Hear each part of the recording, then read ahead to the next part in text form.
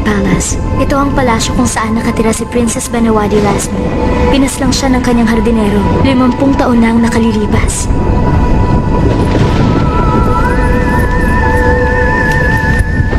Ipinamana ang palasyo sa kanyang mga anak.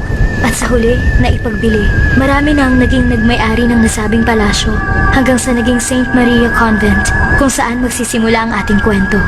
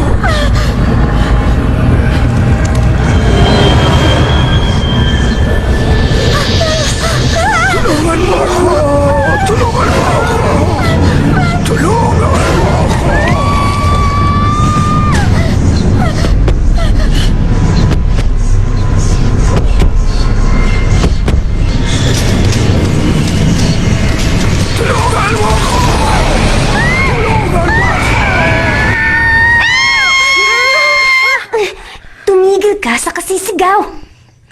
Mapapahamak tayo sa ginagawa mo. Hindi na ako magkukwento uli sa'yo.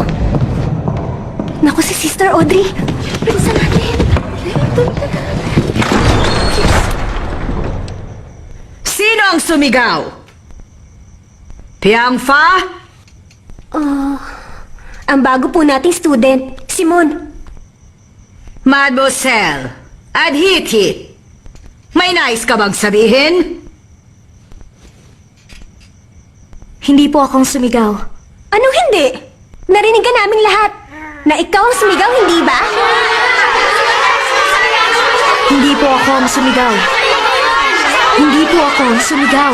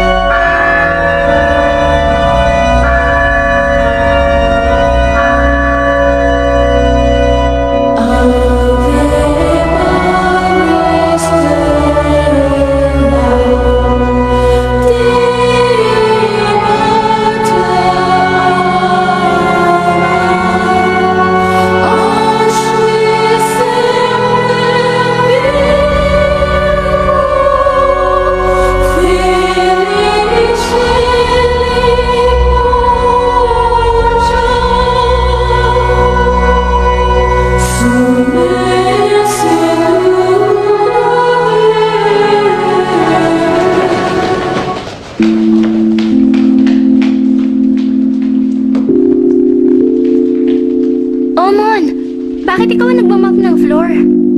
Ano bang nangyari, Hamon? Tama na yan. Tigil mo na yan. Malinis na. Gusto mo ba tulungan kita?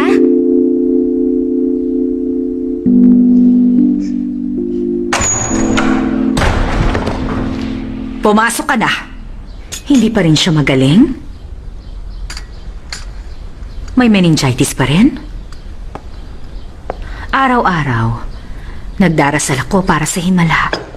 Pero alam mo, wala pa ring himala.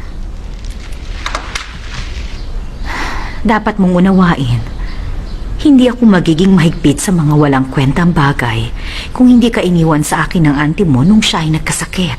Kaya sana, pakiusap naman. Kung maaari lang, huwag mo siyang biguin. Sige na, pwede ka nang umalis.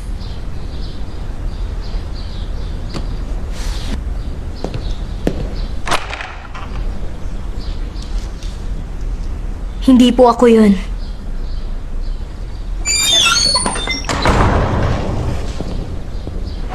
Ayoko! Sinabi ng ayoko. Bakit mo ba ako iniistorbo? Hindi pwede. Ano ba? Sinabi lang hindi. Ayoko ng isda. Bianca, parating na siya. Ang kulit mo talaga. Pwede ba? Tigilan mo ako. Manood kayo. Manguhuli siya ng palaka.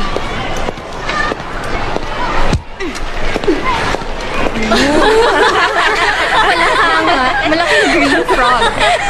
Tumigil ka nga. Mon, pwede ba ako maupo rito?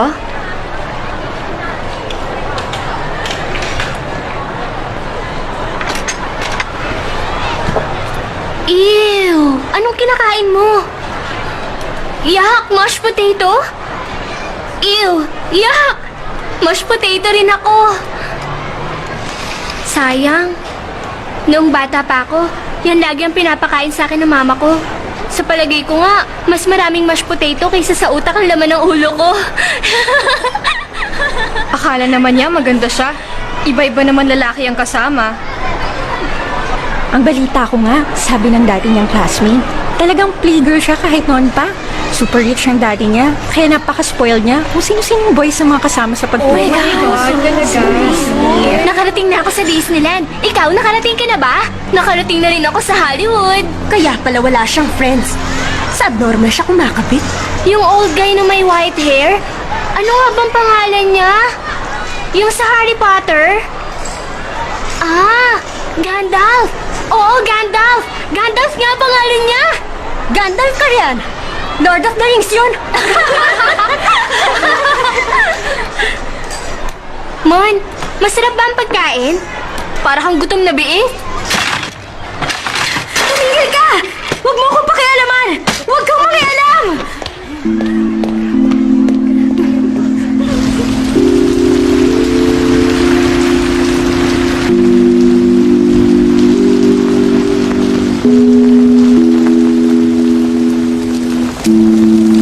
Mon, gusto mo sumabay?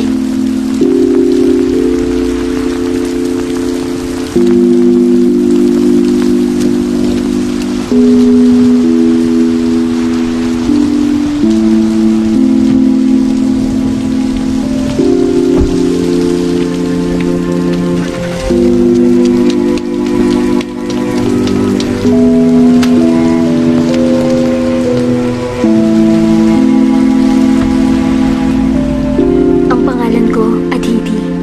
Pero Mon ang tawag nila sa akin. Simula nang mamatay ang aking mga magulang, 12 taon na ang nakakaraan. Nagsimula akong maramdaman na tila ba sinusundan ako ng kamatayan. Simula noon, katahimikan na lamang ang tangi kong kaibigan. Mas nauunawaan ko ang katahimikan kaysa sino paman. Maraming klase ng katahimikan. Katahimikang maririnig mo ang pagaspas ng mga dahon. Katahimikang maririnig mo ang mga pakpak ng mga kulisap. Ang tiktak ng orasan. At pagtibok ng iyong puso. At ang katahimikan ng iyong isipan.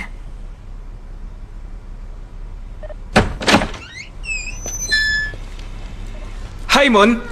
Narito ka na pala. Wala pa ako rito. Alam mo, may dala ako para sa'yo. Almond cookies! Nakita ko kaninang umaga. Bagong luto to. Pagkatapos ng aking shift, naalala ko Doctor, no? paborito mo ang... Excuse me. Jijinga lang ako. Sandali lang. Subalit ang pinakamalalim na klase ng katahimikan, yung ganap na katahimikang maririnig mong nakikipag-usap sa'yo, ang espiritu.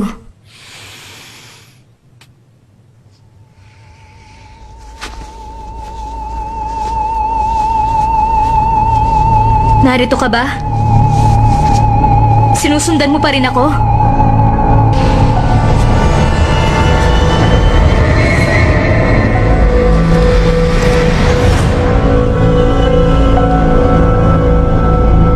Hinihintay ko ang kasagutan mo. Anong kasagutan? Sinabi ko ng hindi. Ano ba? Sinabi ng hindi. Pakiusap, ikaw lang makakatulong sa akin. Ayoko nga! Pinipeste mo ako! Kung hindi mo ako tutulungan, lagi kitang susundan. Tigilan mo na ako! Pwede ba? manood kayo. Manguhuli siya ng palaka. Mag-iingat ka! Papatilin ka! Mon, masarap ba ang pagkain? Para kang gutom na biik? Pakiusap, ikaw lang makakatulong sa akin. Tumigil ka! Huwag mo na akong pakialaman! Huwag ka na pakialam!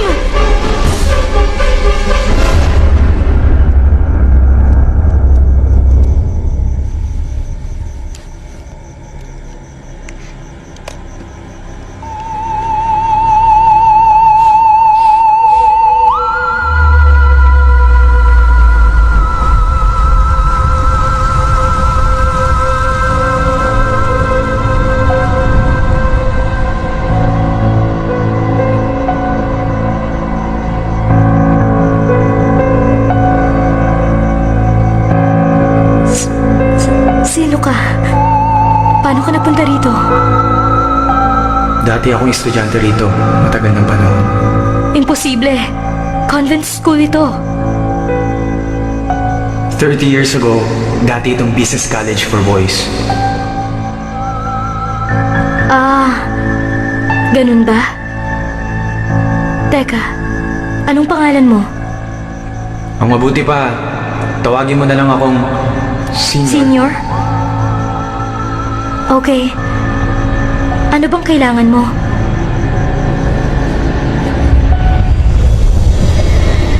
Kailangan ko ang tulong mo. Yon ang unang pagkakataon na nakilala ko si Senior. Hindi ko alam kung bakit sinabi niya sa akin ang tungkol sa murder na naganap sa Banawadi Building. 50 taon na ang nakakaraan. Nahatulan ng pamatayan ng hardinero sa krimen na hindi niya ginawa. Nagbabalik ang kanyang kaluluwa at humihingi ng katarungan. Kung ang tunay na salarin ay nariyan pa rin, patuloy niyang mumultihin ang lugar na ito. Kahit ang patay, kailangan din ng katarungan. Ang mga patay, bakit humihingi ng tulong sa mga buhay? Ang mga multo, alam nila ang lahat. Hindi ganon ang mga multo. Sa panahong buhay pa sila, yun lamang ang natira sa kanilang alaala. Nawawala rin ang ibang alaala at may mga pagkakataon ding hindi namin maalala kung paano kami namatay.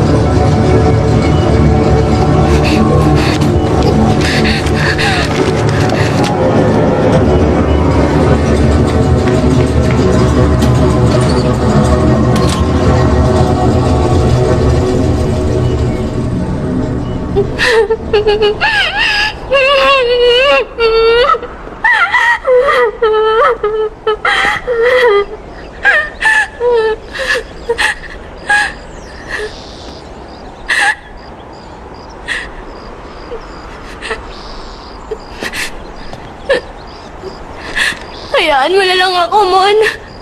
Masama akong tao. Isa akong puta. Spoiled brat. Natutulog kasiping ng iba't ibang lalaki. Isa akong puta. Walang kwenta. Kapag tapos ka ng parusahan ng sarili mo, sabihin mo na lang sa akin. Sandali. Tapos na ako.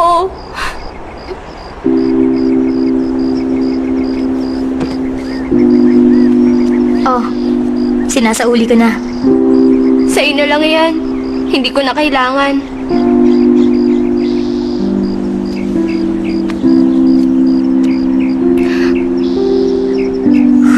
Tinawag nila akong puta. Dahil malapit ako kay Mr. Ratty. Yung bagong chemistry teacher. Kilala mo siya? Kasi nung nakakuha ako ng mataas na grade sa kanya, nagkalat sila ng chismis na natulog ako kasama niya. Hirap na ako! Ano nang gagawin ko? Nababaliw na ako! Hindi ko na to kaya! Patay na ang mama mo. Hindi ba? Ha? Paano mo naman nalaman? Oo. Nagpigti siya 5 years ago. Para makaganti sa father ko. May kabit kasi ang father ko. Pinakasalan niya ang kanyang kabit at nanirahan na sa Amerika. Ay. Mon, may itatanong lang ako sa'yo. Bakit mo nang tawag sa'yo? Kamukha mo ba si Doraemon nung baby ka pa? Hindi ko alam.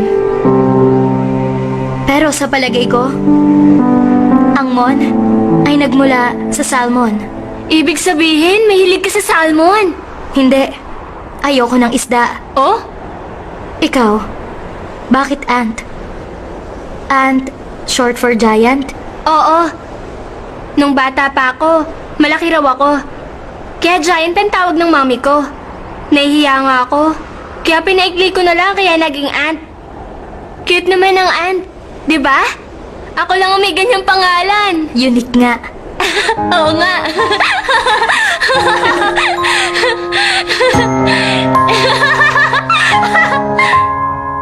เธอเดินเข้ามาในวันที่ฉันไม่มีใคร เธอเดินเข้ามาในวันที่ฉันร้องไห้ ไม่มีผู้ใดจะเลี้ยวแล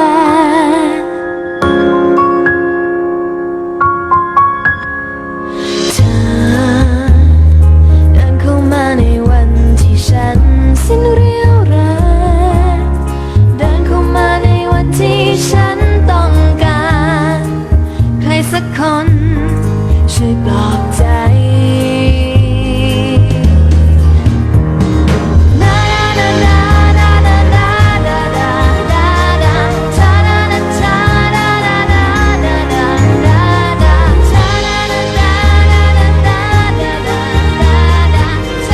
Alam mo, sa totoo lang, crush ko talaga si Mr. Ratty. At sa palagay ko, may crush din siya sa akin. At may papakita ako sa'yo. Tcharan! Bigay niya to sa akin nung Valentine's Day. Maganda, hindi ba? Ant, sa totoo lang, wala akong tiwala sa taong yan. Bakit? Bakit mo naman nasabi yan? Siguro, nagsiselos ka, no?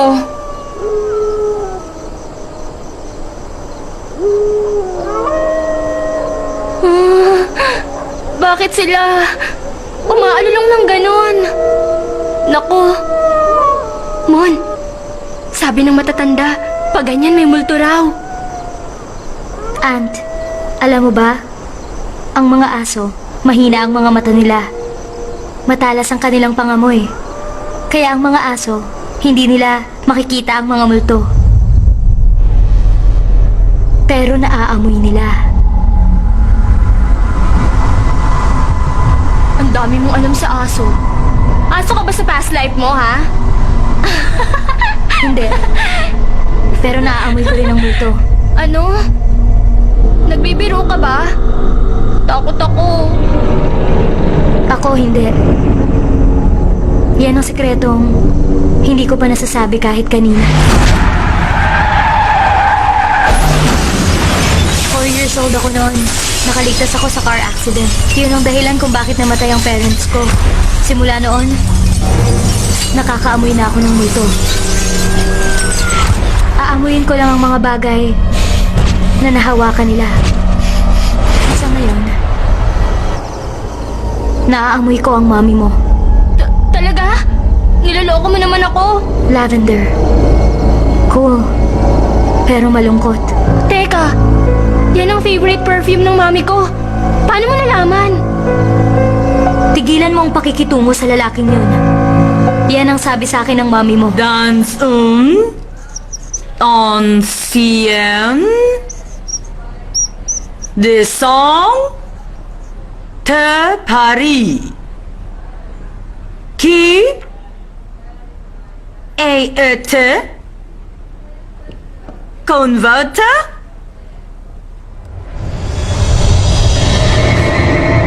devine.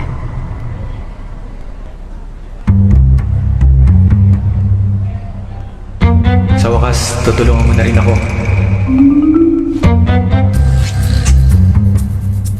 Alam mo, pinahirapan mo pa ako. Hindi. Baliw ka! Sinong nagsalita, ha? Hindi ba gusto mo naman talaga ang tulungan? Aminin mo na. Alam mo na pala, nagtanong ka pa. Adhiti! Gusto mo pa talaga akong subukan? Pugnutin ka talaga. Kung kapatid lang kita, pasag ng ulo mo. Sige, subukan mo lang. Mademoiselle Adhiti! Ha?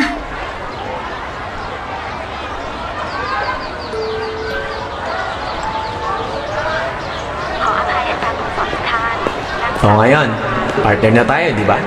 Partner saan? Di ba? Detective Corners. Para mag-investigate ang kaso, kailangan ko ng assistant. Ah, ako ang mga kamay mo at mga paa. Ay, ano ka ba? Nanggaling ako sa ibang panahon. Hindi ko alam ang daigdig nyo ngayon. Tulad ng flip-top TV na meron ka ngayon. Hindi pa ako nakakita niyan. Flip-top TV? Hindi yun television. Notebook computer yon. Siya nga pala. Hindi ka ba nag-aalala na may makakita sa'yo? Gumagala ka rito. Kausap mo ako ngayon. Hindi mo ako nakikita. Huwag ka nang Paano ka mag-alala. nakakasiguro? Ang mga tao makakakita sa akin, malapit na silang mamatay. Nang mag-decide akong tulungan si Senior, nagsimula na akong maghanap ng mga information. Gabi nang maganap ang murder. Hinampas ng matigas na bagay sa likod ang ulo ni Princess Banawadi. Sa lakas ng hampas, nabasag ang kanyang bungo. Bumagsak ang kanyang katawan sa swimming pool. Natagpuan ng mga pulis ang isang palang may bahid ng dugo. Kung kaya nahuli ang suspect, si Jeep, matagal nang nagsisilbi bilang hardinero. Hinalughog ang kanyang bahay at doon natagpuan ang maraming alahas na pag-aari ng prinsesa. At nagpa siya ang korte na walang saysay ang mga argumento ng nasa sakdal. At nahatulan si Jit ng kamatayan sa pamamagitan ng firing squad.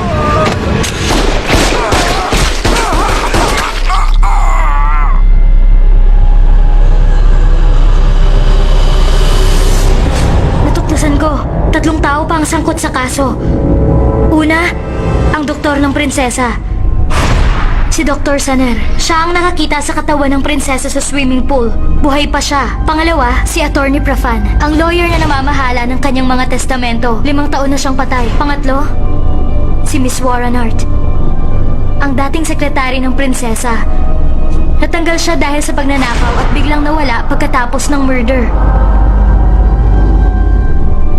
Siya nga pala, paano kung nakapasok dito? Lumalampas ka na sa mga pader, tulad sa ghost movie? Nung student pa ako rito, wala namang washroom dito. Balcony lang. Hindi ko maintindihan. Balcony? Ang paniwala ng mga tao, ang mga multo pwedeng lumampas sa mga pader. Hindi yun totoo. Maahawakan lang namin ng mga bagay o lugar na mayroon nung buhay pa kami. Kapag nakita mong lumampas ang multo sa pader, dahil nung buhay pa siya, walang pader noon.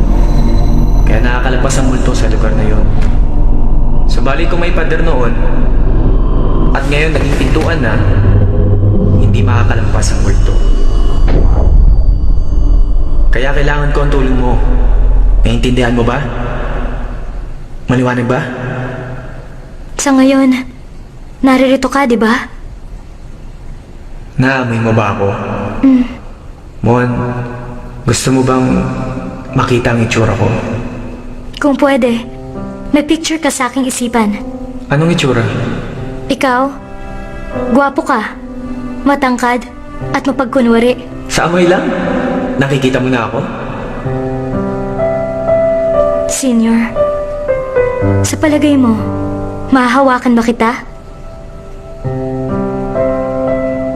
Hindi pwede dahil nung buhay pa ako, ikaw, wala ka pa noon. Talaga?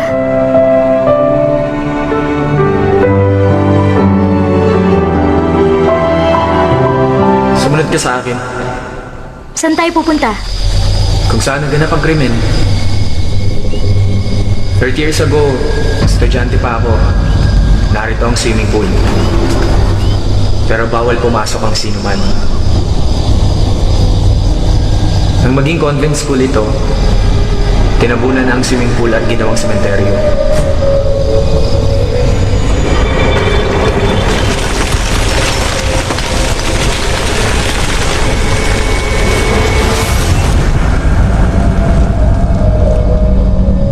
Ang lugar kung saan ka nakatayo, nasa gilid ka ng swimming pool, mga 10 meters wide. Saan? Kaliwa o kanan? Sa kaliwa. Sige, diretso ka lang.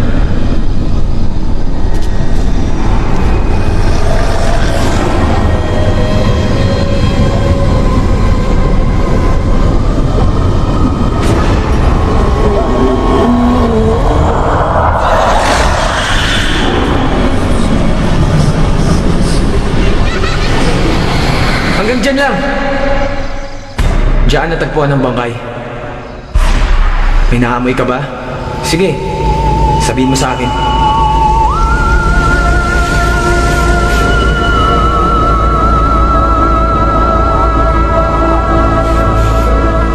May naaamoy akong dugo. May kahalong amoy ng galit. At pagkapuot. Teka, parang meron pa.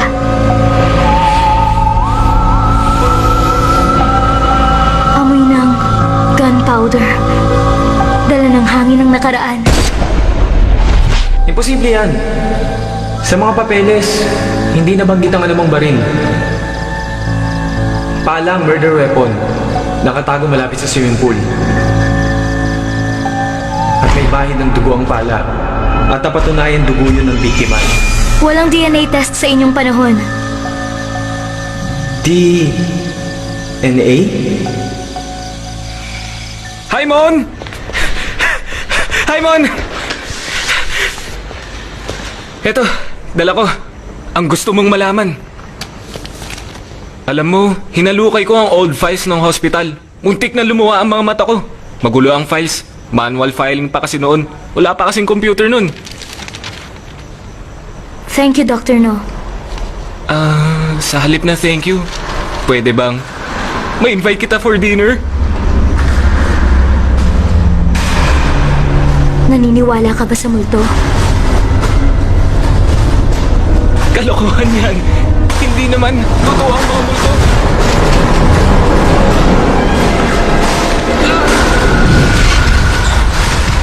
Bakit mo ako tinulak? Bakit, Mon?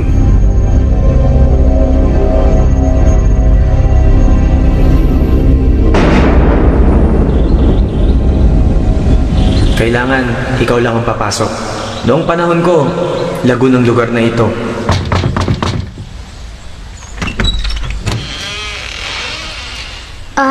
Excuse me po. Kayo po si Dr. Saner? Gusto ko lang po sanang magtanong tungkol sa murder ni Princess Banawadi.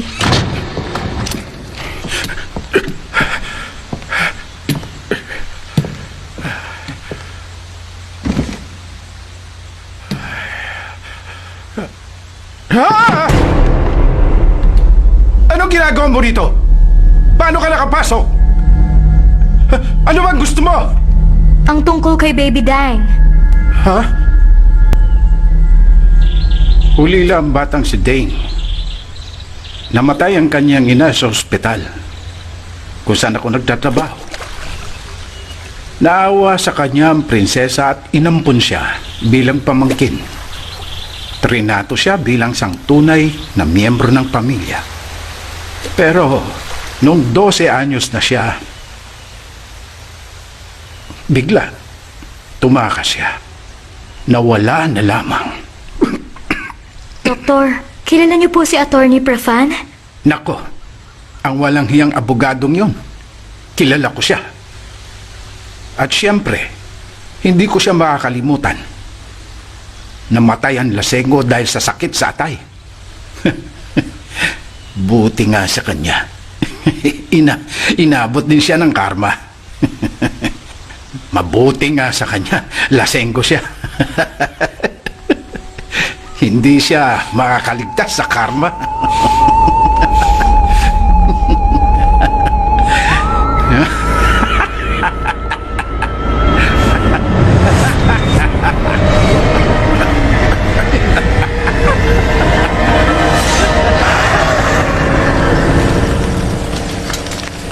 Saan mo nalaman ang tungkol kay Baby dying? Nabasa ko sa records. Nang maganap ang murder, 6 years old pa lang siya. Ang sabi ng mga testigo, natutulog daw siya sa kwarto. Familiar ang pangalan niya. Siguro narinig ko na siya noon. Teka, paano ka nakapasok sa bahay? Lumampas ka sa pinto tulad ng isang multo? Hindi. Naiwan niyang bukas ang pinto sa likod. Kahit nga baka pwedeng pumasok.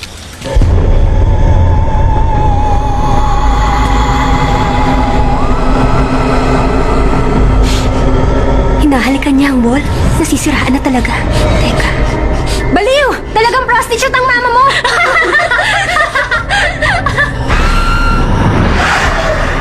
Naaamoy ko ang galit at paghihiganti. Masasabi kong babae ang espiritu na may kaugnayan sa isang taong nakatira sa building na to.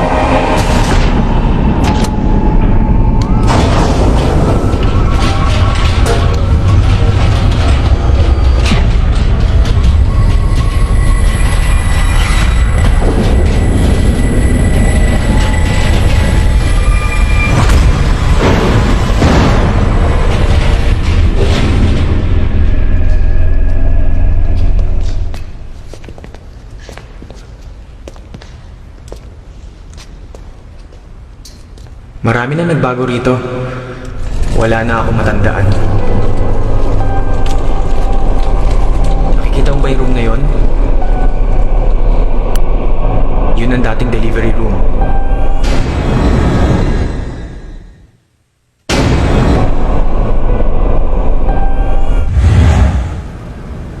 Matagal na po kayo rito.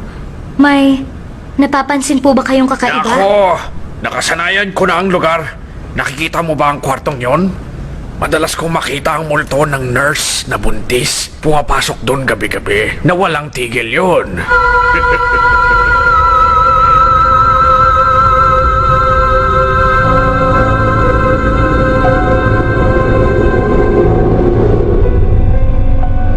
Si Dr. Soner, dyan siya dati nagtatrabaho bilang obstetrician. Ang multong buntis na nurse na laging naglalakad sa gabi, posibleng bahagi siya ng kasong ito. At siguro, siya ang mahiwagang espiritu sa pader ng school. Pero, wala kahit sino man sa Banawadi Palace ang tumutugma sa description.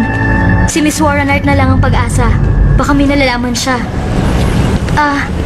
Natuklasan ko ring may asawa si Attorney Parfan. Si Mrs. Wipa. At buhay pa siya. Susubukan ko siyang kausapin. Bakit ka nagtatanong? Sa mga pangyayaring naganap sa matagal na panahon? Para ano? Umalis ka na! Ayaw makipag-usap.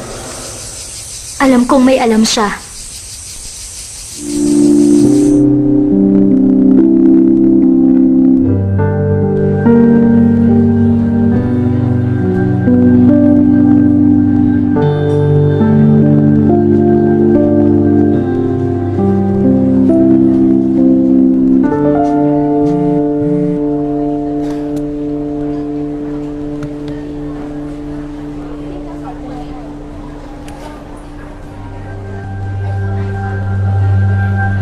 Sigurado ka ba? Alam na ba niya? Pinakita ko sa kanya ang test result. Ang sabi niya, sinungaling daw ako.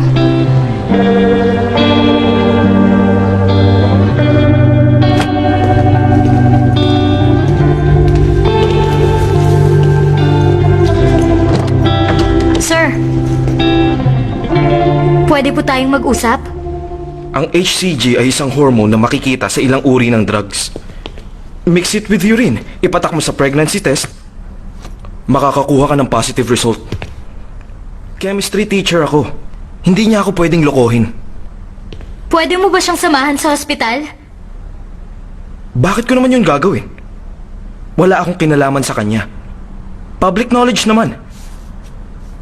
Ang kaibigan mo ay isang... Isang ano? Kung sino-sinong lalaki ang sinamahan niya. Kasama na kayo ron. Ano ngayon? Anong magagawa ko? Siya ang lumapit. Baboy ka! Magre-report ako sa pulis. Minor pa siya. Iha, hindi maganda ang gagawin mo. Ano kaya kung lumabas ito sa social media? May magagawa ba siya? Sir, pakiusap. Pakidelete ang mga pictures. Sige.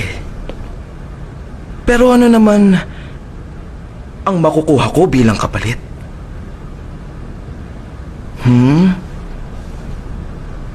Payag ka?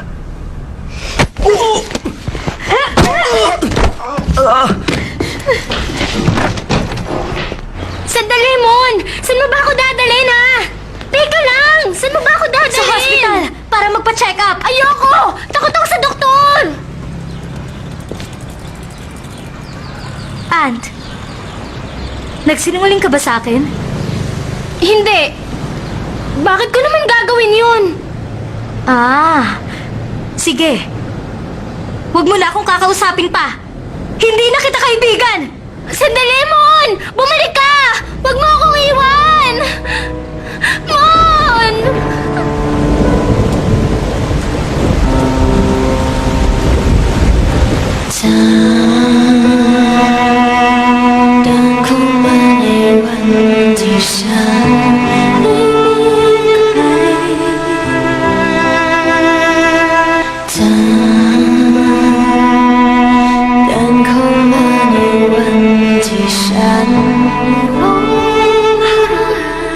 Mon! Kausapin mo ko! Kailangan ko ng kausap! Mon! Mon!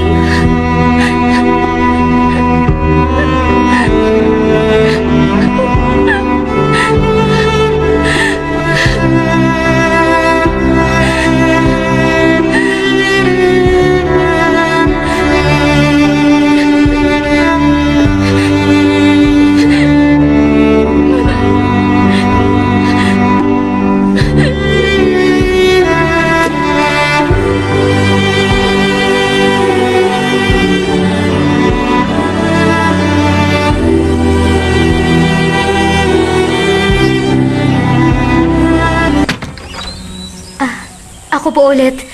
Itatanong ko lang po sana kung... Gusto ko po sanang...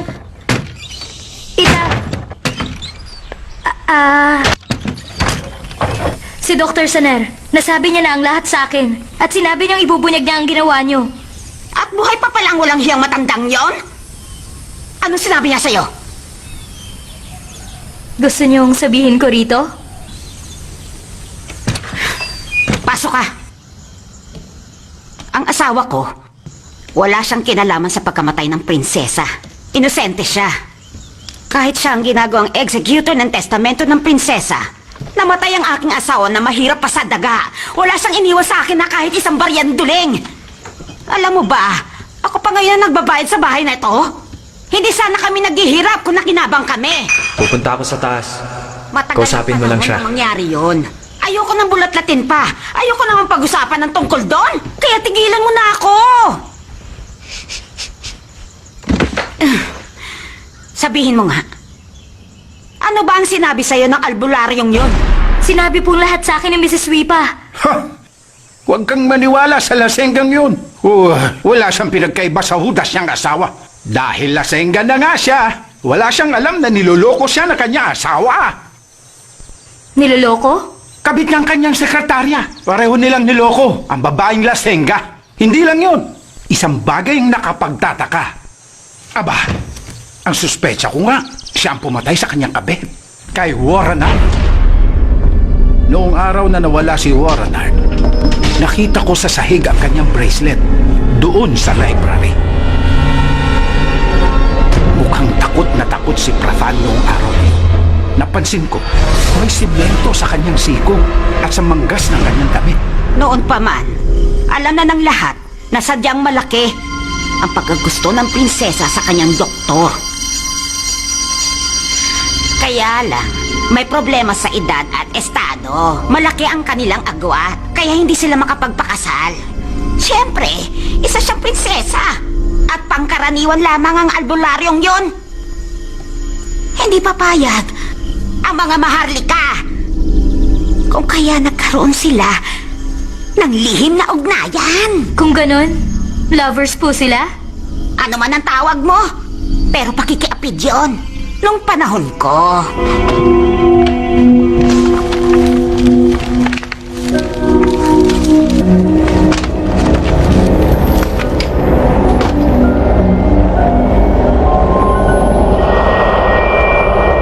Isang araw, may kinuhang sanggol na babae si Dr. Saner mula sa hospital. Sinabi sa prinsesa, ulila ang bata, namatay ang ina sa panganganak.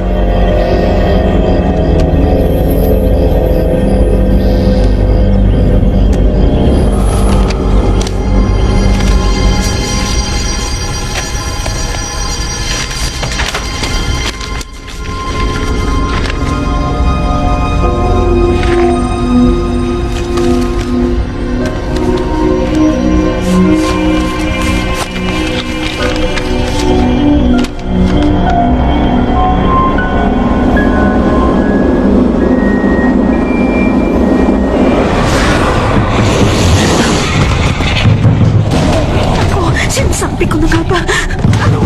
Naku, si Senyor! Saan ka pupunta?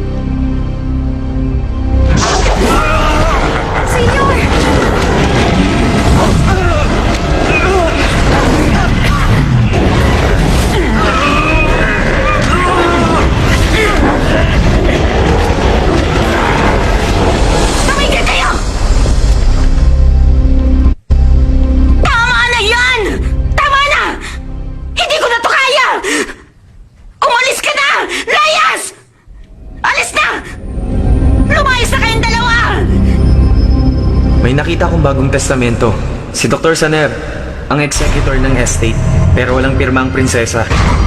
Sa totoong testamento, si Attorney Prafan ang executor. Kung ganon, sa palagay ko si Attorney Prafan ang primary suspect. Bakit? Kung totoo ang sinabi ni Dr. Saner, masamang tao nga si Attorney Prafan. Pinatay niya ang kanyang kerida. Sino makakapigil sa kanya para patayin ang kanyang amo? At nakawin ang kanyang kayamanan. Mayaman ang prinsesa. Siya nga pala. Kailangan ko nang umalis. Saan pupunta? May date ako.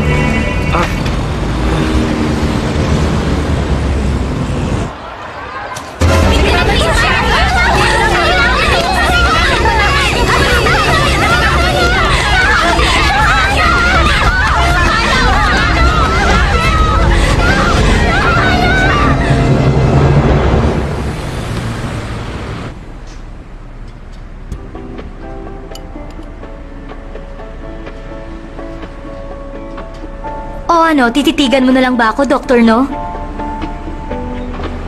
Yung hinihingi ko sa'yo, nasaan? Ang alin?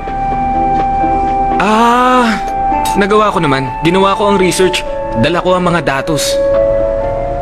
Ang sodium thiopental ay isang type ng barbiturate na pwede maging sanhi ng sudden loss of consciousness. Pero kung katamtaman lang ang gamit, parang nawawala sa sarili at gagawin kung ano ang pinagagawa sa kanya. Tila ba?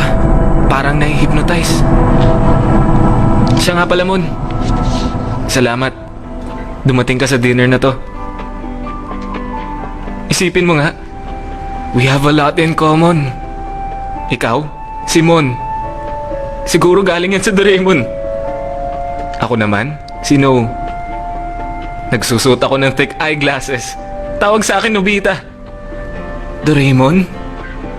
Nobita. Doraemon? Nobita. Hindi ba? Pinagtapat tayo. Hindi kaya ito ang kapalaran natin? Ano sa palagay mo?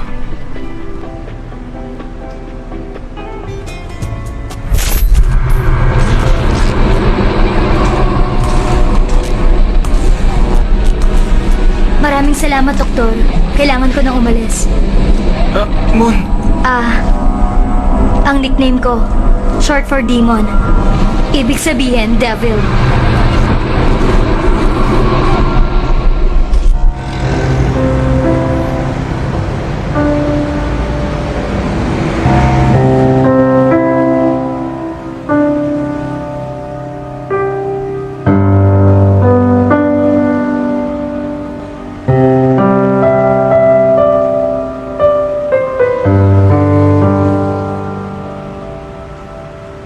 Sinusundan mo pa rin ako? Gusto mong malaman kung sinong kadate ko? Hindi. Ano lang, pinapasyalan ko lang ang mga dati kong pinupuntahan. Ang photo gallery na ito, narito na yan nung bata pa ako. Gusto mo ng mga old pictures? Oo. Lagi akong dumadaan dito para pagmasdan yan. Ganoon din ako. Alam mo, para sa akin, sa photo gallery, dito mo makikita ang alaala ng nakalipas, nananatiling buhay. Sa mga larawang ito, hindi mo na makikita ang mga ngiti sa kanilang muka. Ang ilan naman, nagiging abo na lamang. Pero sa gallery ito, napapanatili ng panahon panghabang buhay. Yun ang wedding picture ng parents ko. Talaga? Ang pagkakataon nga naman. Senior. Paano mo ginawa yun? Ang galing mo. Ginawa ko? Pagpapatay sindi ng ilaw sa cafe. Hindi ko alam. Siguro energy, parang ganun. Oh, ikaw ang tunay na X-Men.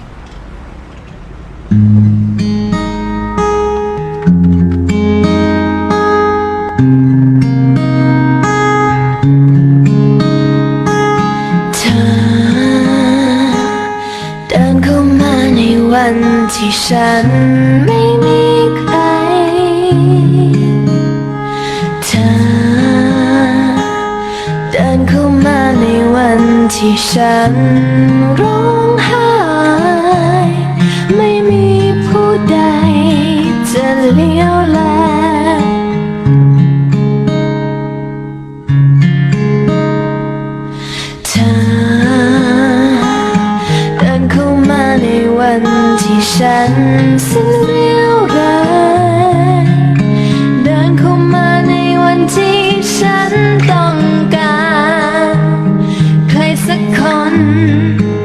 Ta-da!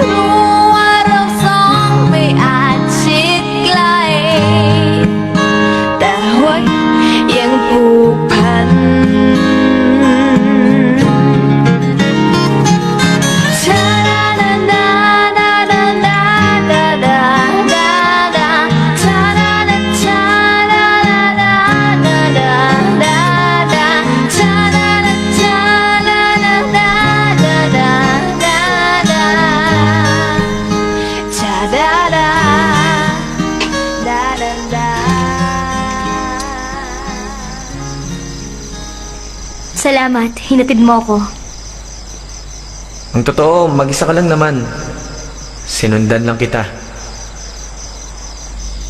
Masaya ako ngayong gabi.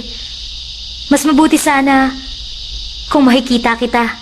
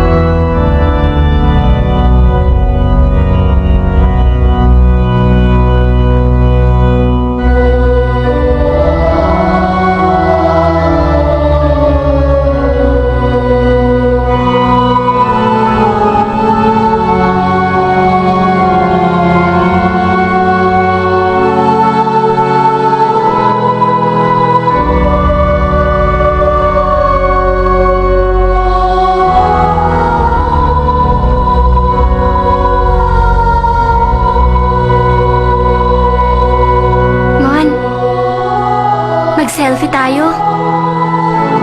Ano ka ba? Bugbog na ang mukha mo, magsa-selfie ka pa? Smile!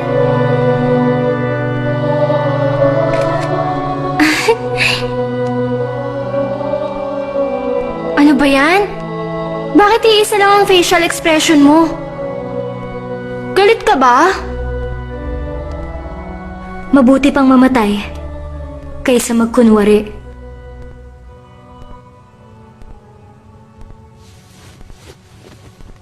Mon, sorry na. Pero friends pa rin tayo, di ba?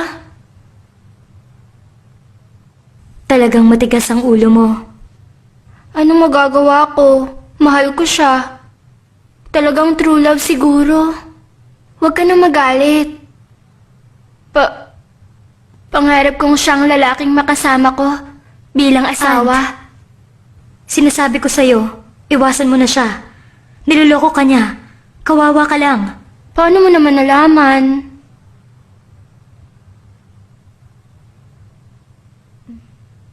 Malakas ang pakiramdam ko. Talagang galit ka sa kanya. Kamusta naman ang boyfriend mo? Wala akong boyfriend. Pwede ba? Huwag ka na magsinungaling. Noong araw na pinarusahan ka ni Sister Audrey, may nakita akong lalaki nakaupo sa tabi mo. Ang cute niya. Sino siya?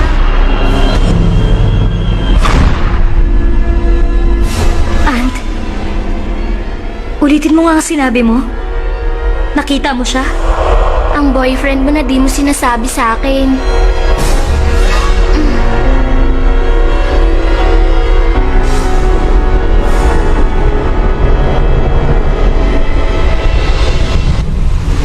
Kasalanan mo ang lahat ng ito. Noong buhay ka pa, basura ang trato mo sa akin. Pinabayaan mo ko. Wala kang kwenta. Pero pag kailangan mo ako, narito lang ako. Anong klase kang asawa?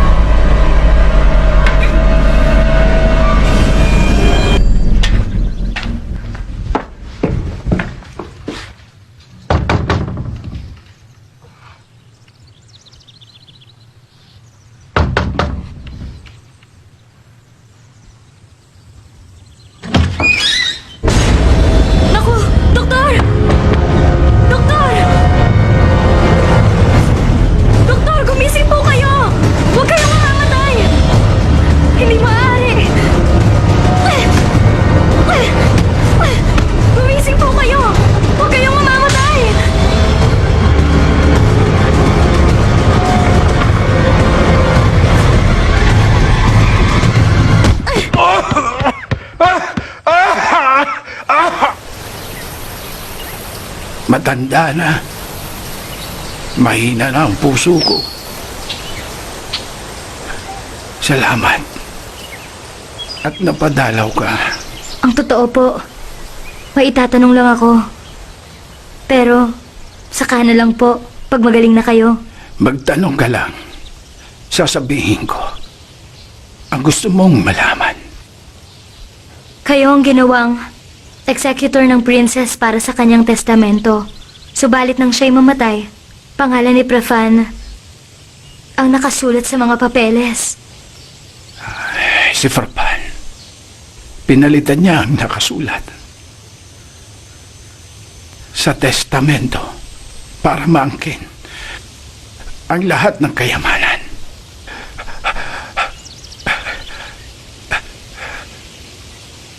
Alam mo, hindi ako naniniwalang si Daeng basta na lamang nawala. Alam ko, niligpit siya ni Farban. Pinatay niya si Daeng. Sigurado, pinatay siya ni Farban. Ano sabi niya? Pinaslang si Daeng? Oo. Nagiging magulo ang mga pangyayari. Sandali lang. Pag-aralan natin ang pangyayari. Maliwanag sa testamento na hindi dapat ipagbili kailanman ang buwan ng Wadi Palace. Ang ginawa ni Prafan, pinaupaan sa isang eskwelahan sa mahabang panahon. Ibig sabihin, wala siyang mapapala sa pagkamatay ni Daeng. Hindi ba? Tama. Kung nabubuhay pa si Daeng, mas malaki ang pakinabang ni Prafan. Happy birthday, Mon! Sana maging masaya ka. Heto! Nagustuhan mo ba? Ilang oras din ako naghanap na regalong to para sa'yo. Dora Demon! Nako, nag-abala ka pa. Pero, salamat na rin. Sa halip na thank you, mag-dinner na lang tayong dalawa para mag-celebrate ng birthday mo. Hindi pwedeng hindi. May reservation na. Tiyak na magugustuhan mo. Dito matitikman ng masasarap na mashed potato at nanalo yun ng Iron Chef Award 3 taong sunod-sunod.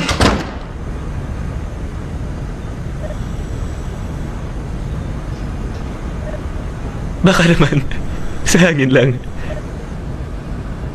Pero, wala namang hangin.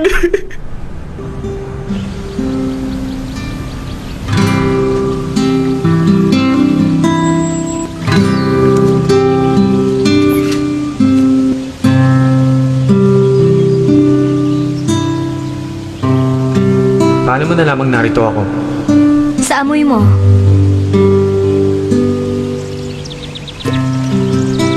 Hindi ka pupunta sa birthday dinner mo?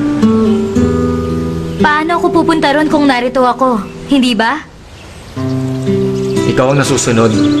Senior, may tatanong lang ako. Noon bang buhay ka pa?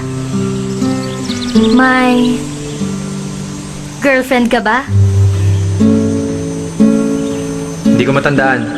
Matagal na yung panahon. Huhulaan ko lang. Gwapo ka siguro. At maraming babayang humahabol sa'yo. Kaya lang, sensitive ka. Kaya walang babaeng tumatagal sa'yo, hindi ba? Naku, mababato ka na kita. Baka sakaling matauhan ka. Noong panahon mo, paano kayo nanliligaw? Mahirap ba? Walang cellphone, walang internet.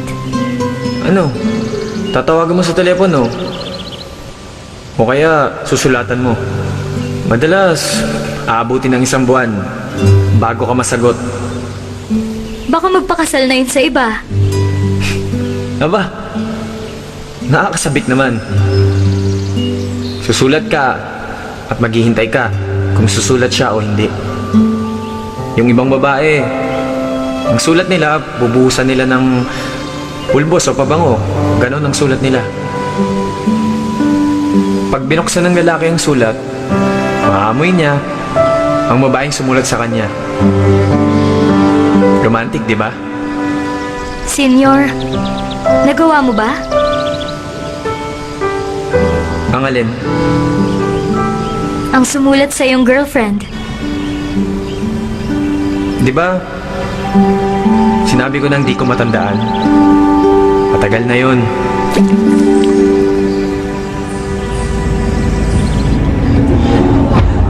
Simula noon, hindi na matahimik ang multo ng babae sa likod ng pader. Na tila ba may nais siyang sabihin sa amin.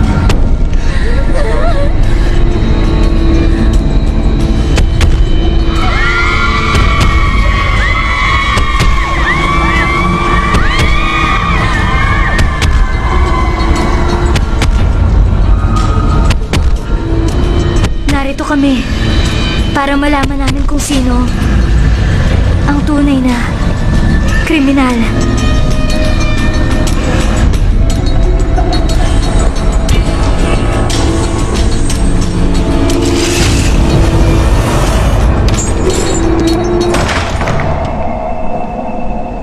Ito ang dating library ng Banawadi Palace. Nung estudyante pa ako, ginagamit pa ito. Pero sinarado na noong naging college na ito. Sa panahon namin, may wall na naghihiwalay sa kwartong ito. Pero ngayon, naging malaking bulwagan na. At kung pupunta ka sa bandang dulo pa roon, yun ang office ng librarian. At sa banda roon naman, shelf ng mga lumang libro. Maghiwalay tayo. Ako sa bagong library, ikaw naman sa luma. Kung may makita ka, tawagan mo ako. Sige.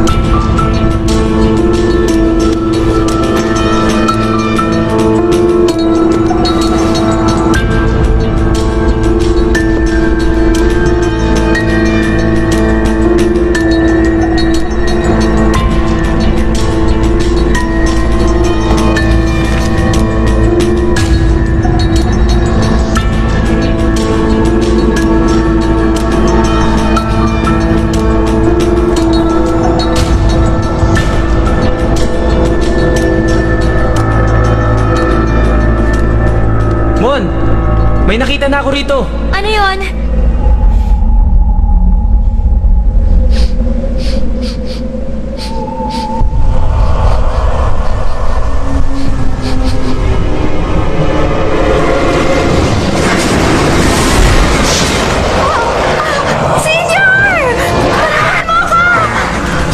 Sandali lang! Nariyan na ako! Sandali lang!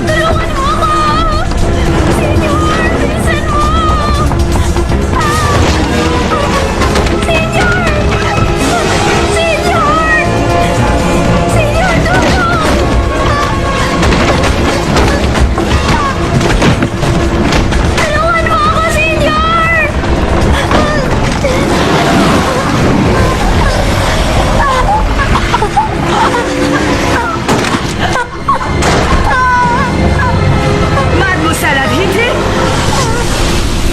Anong ginagawa mo rito, ha? Marami ka nang nilabag sa mga patakaran dito. Pero ngayon ang pinakagrabe. Kung buhay lamang ang mga magulang mo, pinatawag ko na sila ngayon. Pasensya ka na, pero grounded ka. Sa Room of Repentance. Sa loob ng isang araw, isang gabi, para makapag-isip sa iyong mga kasalanan.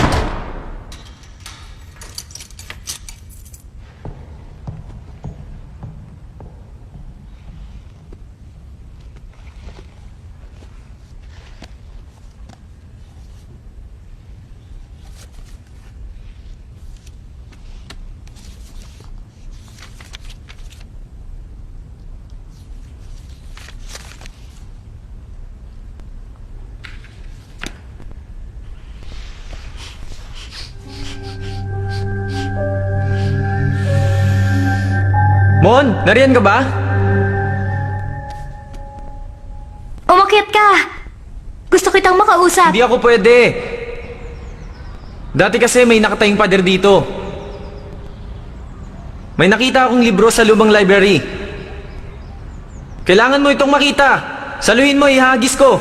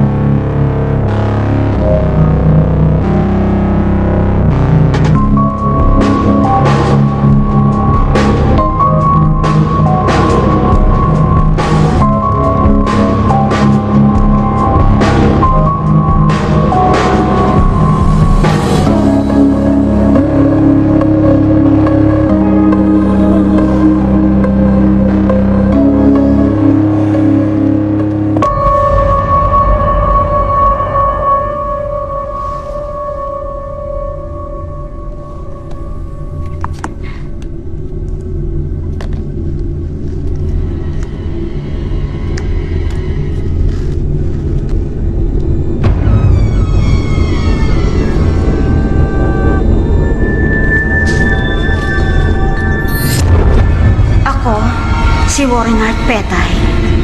Sinusulat ko ito sa diary para magsilbing ebidensya.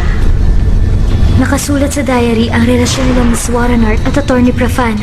Nakasulat din dito kung paano siya pinilit ni Prafan upang nakawin ang pera ng prinsesa upang mabayaran ang kanyang mga utang dahil sa pagsusugal. Kakausapin ko siya ngayong gabi. Kapag hindi pa rin siya nagbago, ibibigay ko ang diary sa prinsesa.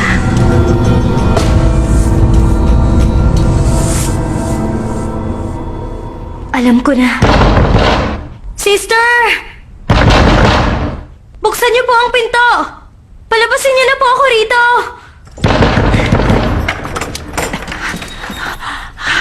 Ay, pasensya ka na, nakalimutan kong naririto ka. May masama kasing nangyari sa labas.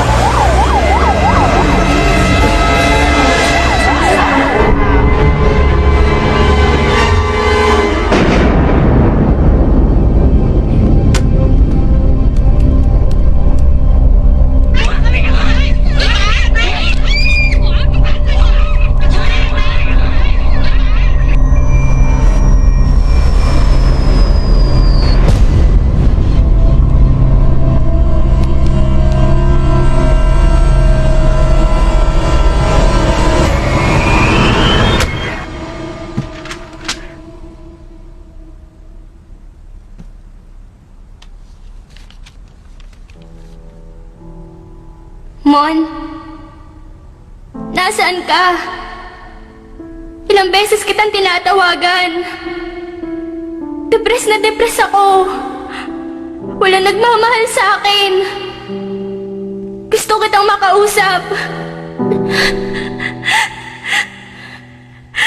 Maghihintay ako dito sa dating lugar.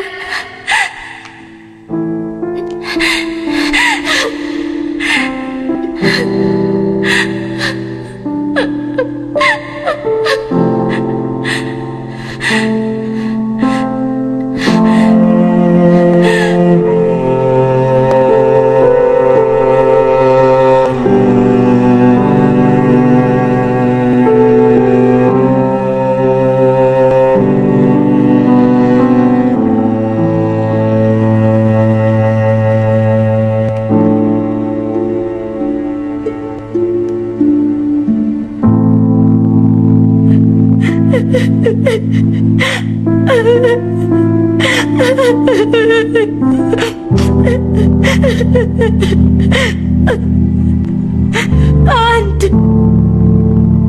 Bakit mo yun ginawa? Bakit? Bakit mo ginawa?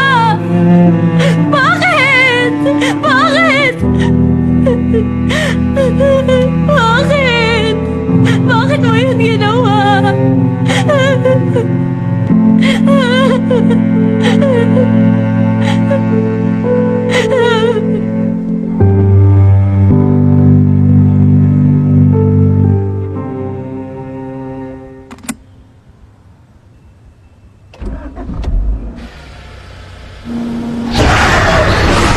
Sandali! Kasalanan mo ang lahat ng ito! Kasalanan mo ang nangyari kay Ann! Kasalanan mo! Huwag kang tumakas! Kasalanan mo ang nangyari kay Ann! Pinatay mo siya! Senyor! Nasaan ka? Kailangan ko ang tulong mo! Ngayon, ako naman ang tulungan mo! Ano ang gusto mong gawin ko?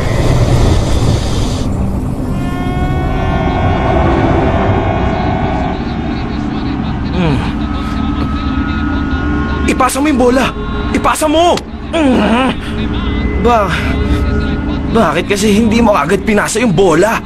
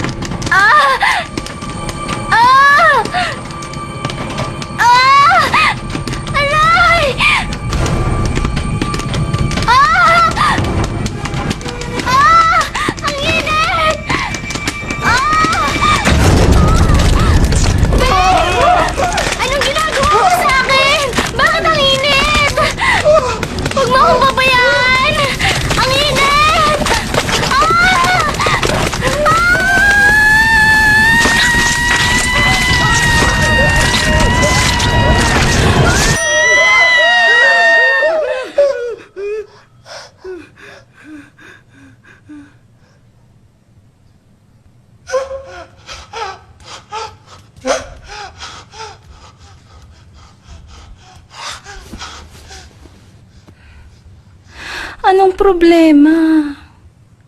Takot na takot ka. Para kang nakakita ng multo. Ha? Nakita ko. Ngayon lang. Multong popcorn. Ano ba? Multong popcorn? Nababaliw ka na. Totoo! May ulo ng babae sa microwave. May mga butlig. Tapos bigla nila sumabog. At parang popcorn. Tulad nito?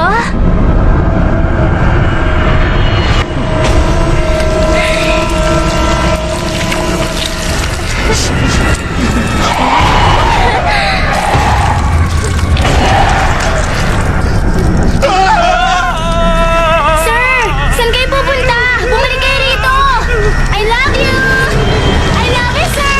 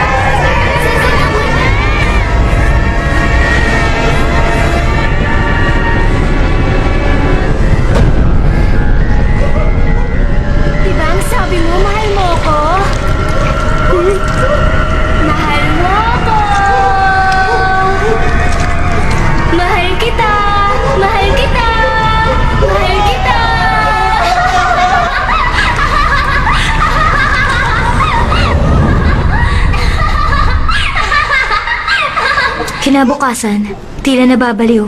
Sinabi ni Mr. Ratty ang buong pangyayari sa mga pulis. Sinabi niyang siya ang tahasang nagpakalat ng mga hubad na larawan ni Ant.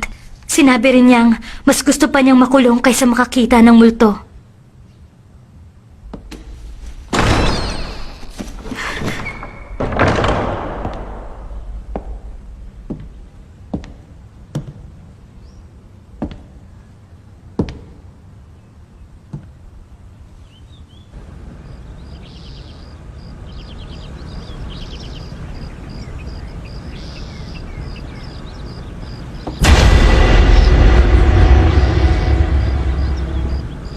Mon, Ano, masaya ka na ba? Patay na si Ant. Mon, sorry na. Sorry saan? Si Ant. Alam kong pinagmalupitan ko siya. Hindi ko alam. Nahahantong sa ganito ang pangyayari na magpapakamatay siya. Pagkatapos niyang mamatay, lagi ko siya nakikita. Lagi kong nakikita si Ant na nakabitin sa lubid. Paulit na ulit, araw at gabi. Ah! Masisiraan ako ng ulo. Ah! Hindi mo ako kailangan patawarin. Pero kailangan kong mag-sorry sa'yo. Alam kong yun ang gusto niya. Mahal na mahal ka niya.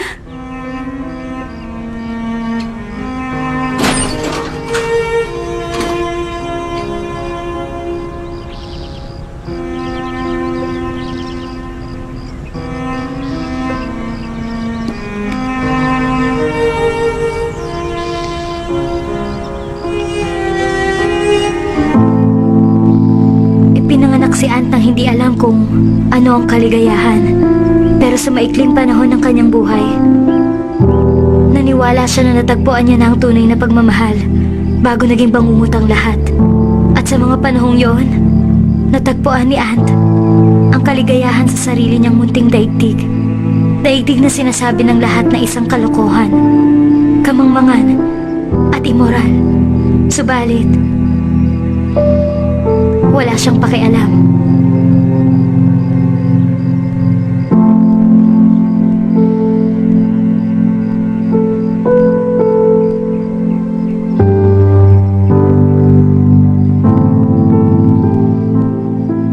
Ant?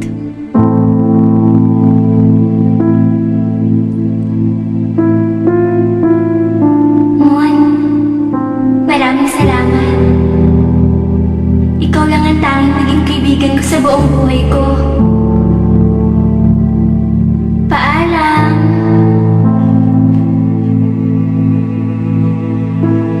Nang mga sandaling yun, naamoy ko ang favorite perfume ni Ant. Ang amoy ng pag-asa. Naramdaman kong kasama ko siya. Pinuntahan niya ako para magpaalam. Sa huling sandali.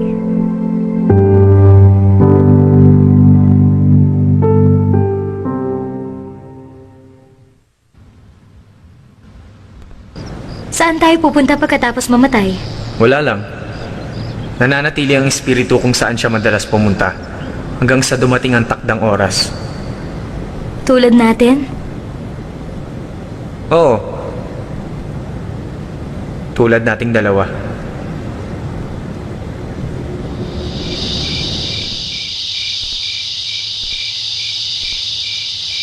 Tingnan natin ang mga pangyayari. Una sa lahat, ang demon na sinubukang pumigil sa atin ay si Attorney Prafan. Ayaw niyang may malaman tayo sa mga pangyayari.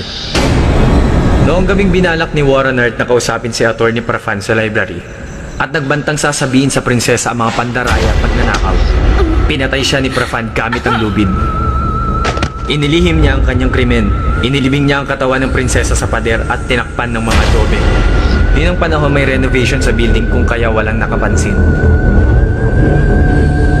Ganoon nawala si Miss Warren Earth at hindi natuklasan. Sandali. Parang may mali sa pangyayari. Ibig mong sabihin, hindi siya pinatay sa pamamagitan ng lubid? Hindi. Pinatay siya gamit ang lubid. Ngunit hindi si Prafan ang pumatay sa kanya.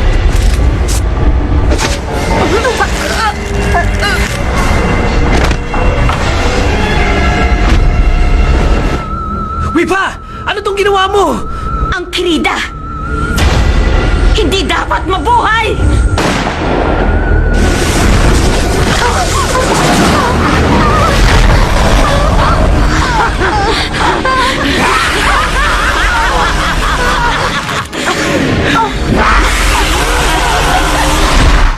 Ang multo ni Prafan, sinusubukang pigilan tayo na maisawalat ang lihim. Na asawa niya mismo ang gumawa ng krimen. Hindi naman pala siya ganun kasamang asawa. Oo nga. Sa ganung anggulo, kung iisipin mo, hindi nga siya masamang asawa. Bumalik tayo sa usapin. Si Dr. Saner at si Atty. Prafan magkasabwat para pagnakawan ng prinsesa. Tinurukan siya ni Dr. Saner ng sodium thiopental. Pagkatapos, niloko nila ang prinsesa na pirmahan ng testamento para kay Daeng at si Dr. Saner bilang katiwala.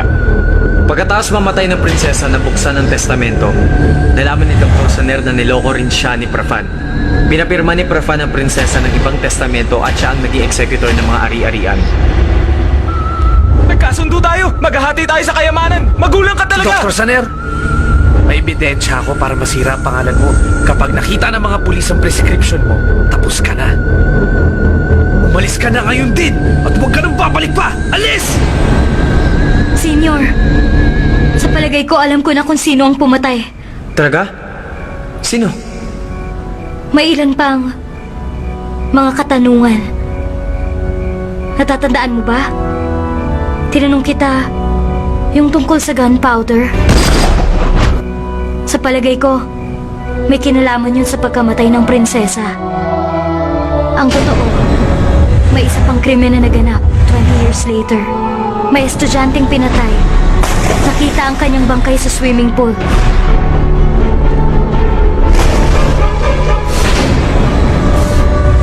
At ang biktima ay ikaw. May mga pagkakataong nawawala ang ilang alaala ng mga multo. At minsan hindi rin nila alam kung paano sila namatay.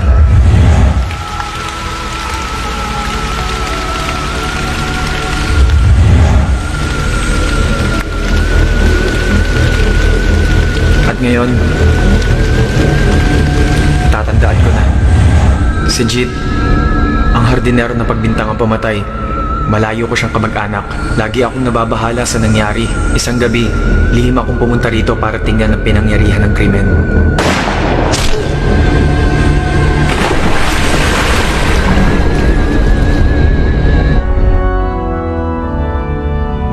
Namatay akong hindi ko alam kung sinong pumatay sa akin. Kaya nananatili rito ang espiritu ko sa loob ng 30 taon para malaman kung sino ang salarin.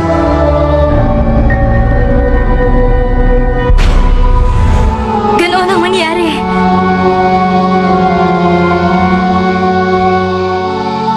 Senior? Senior?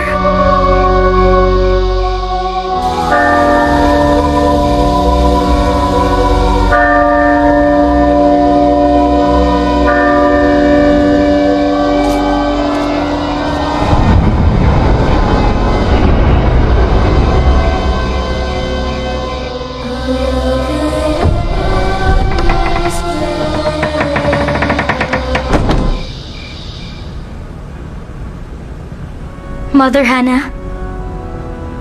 Mother Hannah? Daeng.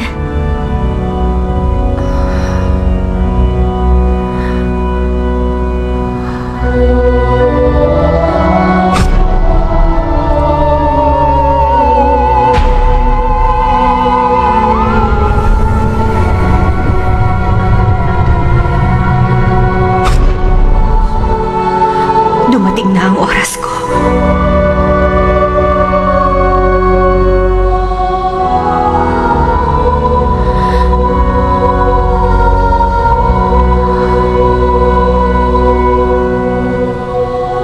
Saan mo ito nakita?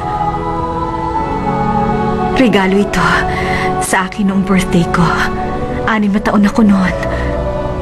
Ang pinakamasayang yugto ng aking kabataan. Malupit si Princess Banawat. Sa harap ng mga tao, kabutihan at kabaitan ang pinapakita niya sa akin. Subalit kapag nasa bahay na kami, labis ang pamamalong tinatanggap ko. Ikinukulong niya ako sa closet. Ang tangi ko lamang kasama ay ang librong ito. Paulit-ulit ko itong binabasa.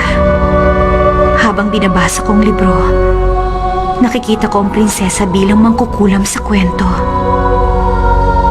Sa paglipas ng panahon, tumitindi ang pagkasuklam ko sa kanya. Dala na rin ang imahinasyon ng aking kabataan. Isang gabi, susubukan na naman ako ikulong sa closet ng prinsesa. Tumakbo ko papunta sa swimming pool. Suwail ka talagang bata ka! Hindi ka maaaring magtago sa akin! Kapag nakita kita, bugbog sarado ka! Nasaan ka ba? Aray ko!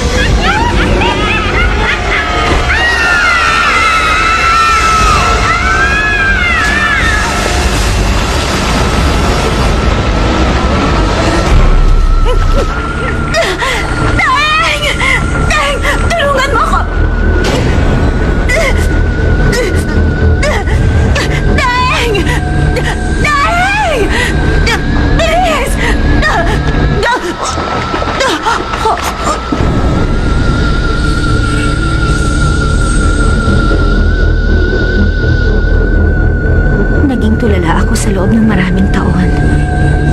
12 taong gulang na ako. Nagpasya akong lumaya sa palasyo. Naging palaboy ako. Hanggang sa nakita ko ang bagong buhay sa awa ng poong may kapal.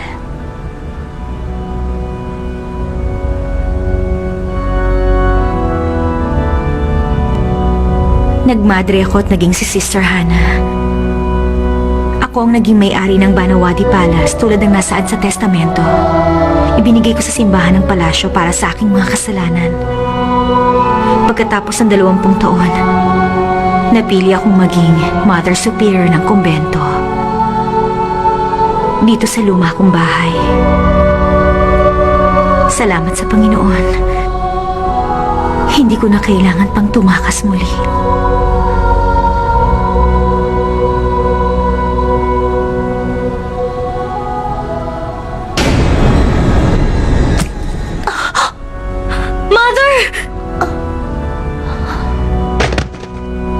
Huwag kang matakot.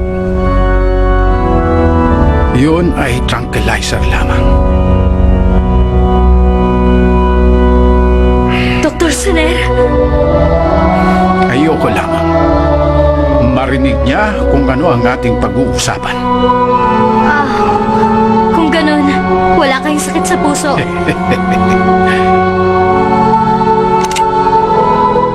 Malusog ang aking puso. Ang totoo, gusto kitang bata. Alam mo, naalala ko ang aking anak. Si Deng, siya po ba ang anak ninyo? Oo. Pero ayokong malaman niya na ako ang tunay niyang ama. Siya na lamang ang natitira at natatanging magandang bahagi sa pangit na karanasan ng aking buhay. Hampas lupa! Selosa at labis na makasarili ang prinsesa. Ang gusto mo! Nang malaman niyang meron na akong asawa na isang nurse at nagdadalang tao, pinamili niya ako. Mamili ka. Ang asawa mo o anak mo. Kung hindi, sira ang profesyon mo at ang pamilya mo. Natakot ako. Makapangyarihan siya at gagawin niya ang mga sinabi niya. Sa huli, pinili ko ang aking anak. Tinurukan ko ang aking asawa ng gamot na magpapahinto ng pintig ng kanyang puso pagkatapos niyang manganak. Nang dumating ako, nakita ko si Daing hawak ang palang may bahid ng dugo. Nakatayo lamang siya at tila tulala. Dito ka lang at huwag kang aalis. Pag may nagtanong, sabihin mo natutulog ka. Sabihin mo wala kang nalalaman. Tandaan mo yan, ako nang bahala.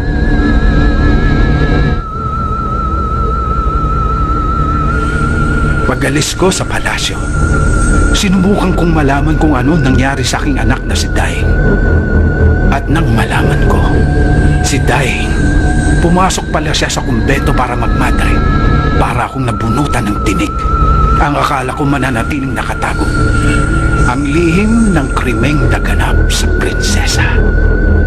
Pero isang araw, isang college student ang dumating para magtanong sa akin tungkol sa kaso. At malapit na niyang matuklasan ang pagkatao ni Daing kung kaya't nagpasya ako. Dapat kong protektahan ang aking anak at sinundan ko siya sa swimming pool. Ang akala ko, doon na magtatapos ang lahat. Hindi ko akalain. Pagkatapos ng 30 taon, muli ko palang ililigtas ang aking anak. Mula sa isang paslit na katulad mo. Sumama ka sa akin! Sandali lang po! Halika! Bitawan niyo ako! Halika rito! Sandali lang! Sumama ka! Umakyat ka! Bitawan niyo po ako! Halika rito, sinabi! Sandali po! Siyempre, palalabasin natin na isa itong aksidente! Sandali po! Isang bakang pusosera, umakyat sa tore ng simbahan, nalaglag at namatay! Bilis! Tumalong ka na! Tumalong ka! Talon! Hindi mo italay! Tumalong ka na! Sige na! Ano? Tatalong ka ba o kakalabitin mo ang tilo ng baril ko? Talon! Batang paslit! Talon! Ano bang hinihintay mo? Sipain mo, bilis! Tumalong ka na!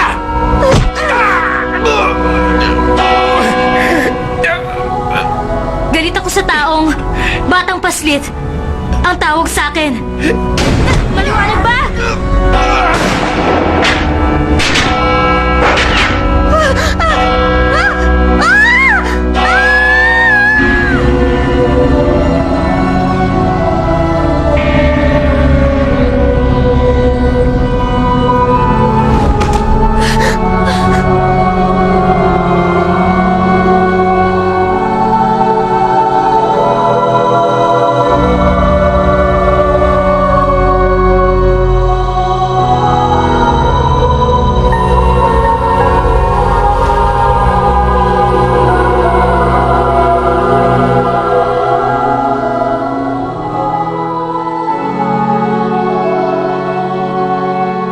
Senior?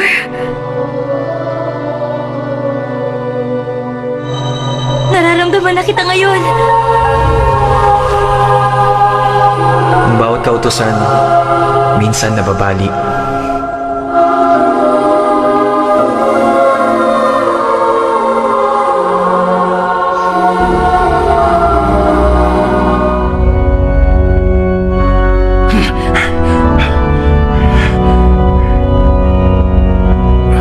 Mga peste kayo! Kailangan na ninyong mamatay!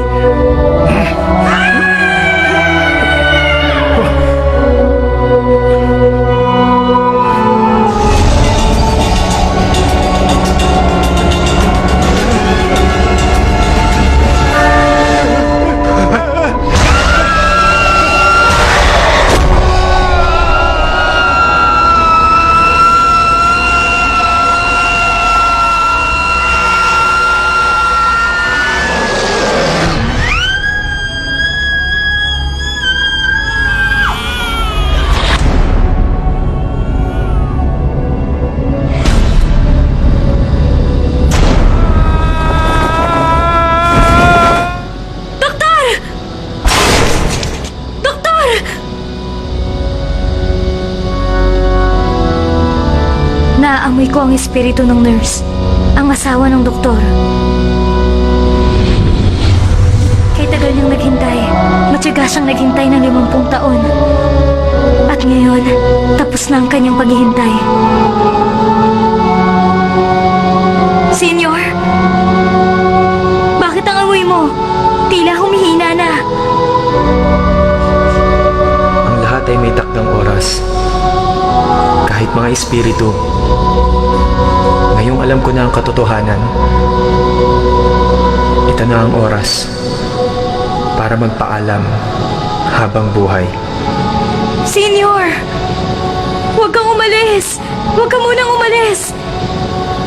Senyor! Magkaiba na ang ating daigdig. Anumang oras, aalis na ako. Gusto ko lang malaman mo. Ikaw ang magandang alaala sa buhay ko pagkatapos kong mamatay.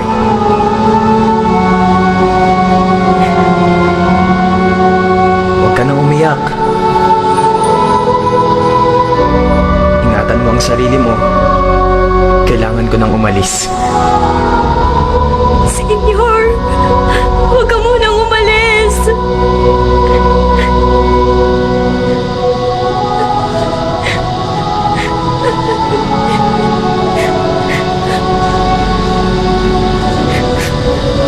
Paalam, partner. Senyor! Huwag kang umalis! Senyor!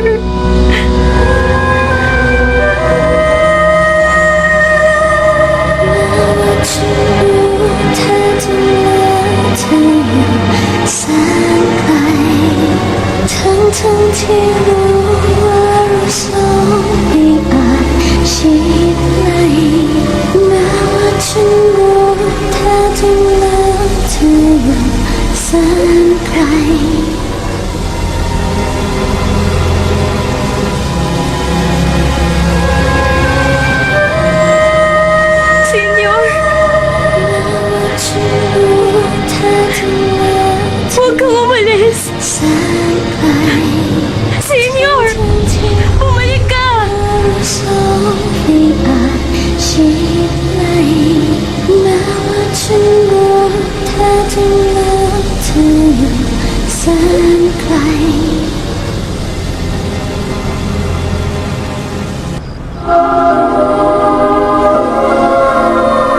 Pagkatapos ang 53 taon, ang murder case ni Princess Banawadi ay muling nabuksan base sa pagtatapat ni Mother Superior Hana. Napawalang sala si Jit, ang hardinero, sa lahat ng mga kasalanang ipinataw sa kanya. Ngayon, malinis na ang kanyang pangalan. Simula noon, hindi na bumalik ang kanyang kaluluwa.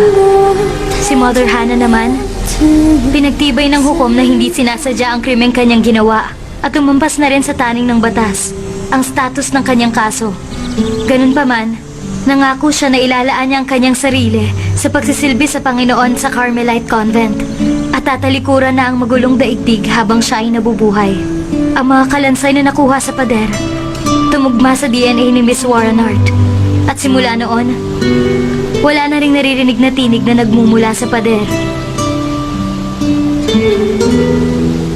Mademoiselle Adhiti? Good luck, Iha. At pagpalain ka ng ating Panginoon. Paalam po, Sister Audrey.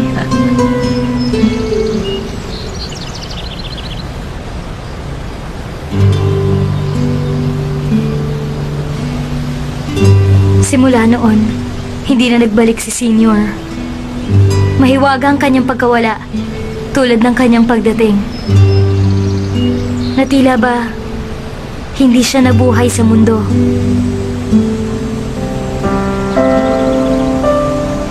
Senior, nasaan ka?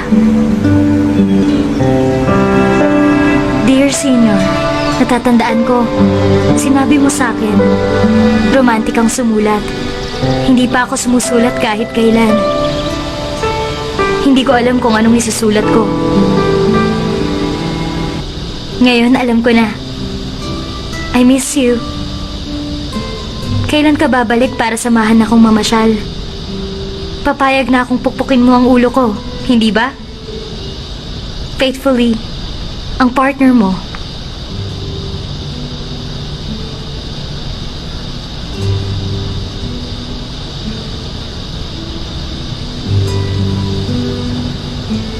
Malapit ng gibain ang gusali para tayuan ng isa namang kondominyo na naging sanhi naman upang mag-organisa ang grupo ng mga environmentalist para magprotesta. May halaga sa kasaysayan ng gusali kung bakit nila ipinaglalaban.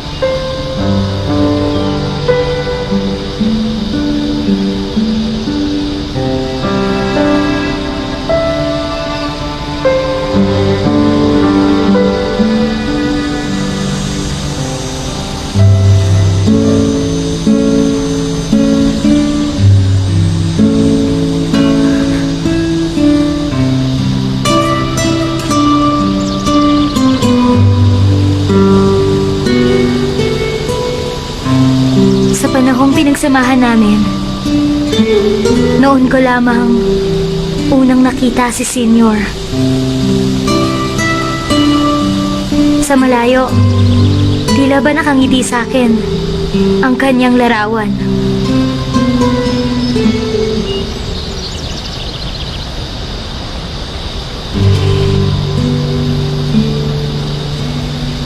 Sa photo gallery, doon mo matatagpuan ng masasayang alaala ng nakaraan at nananatiling buhay. Ang ilan sa mga larawan dito, wala nang dati nilang ngiti sa kanilang mga mukha. Ang ilan, nagiging abo na lamang. Pero sa gallery ito, napapanatili ng panahon habang buhay.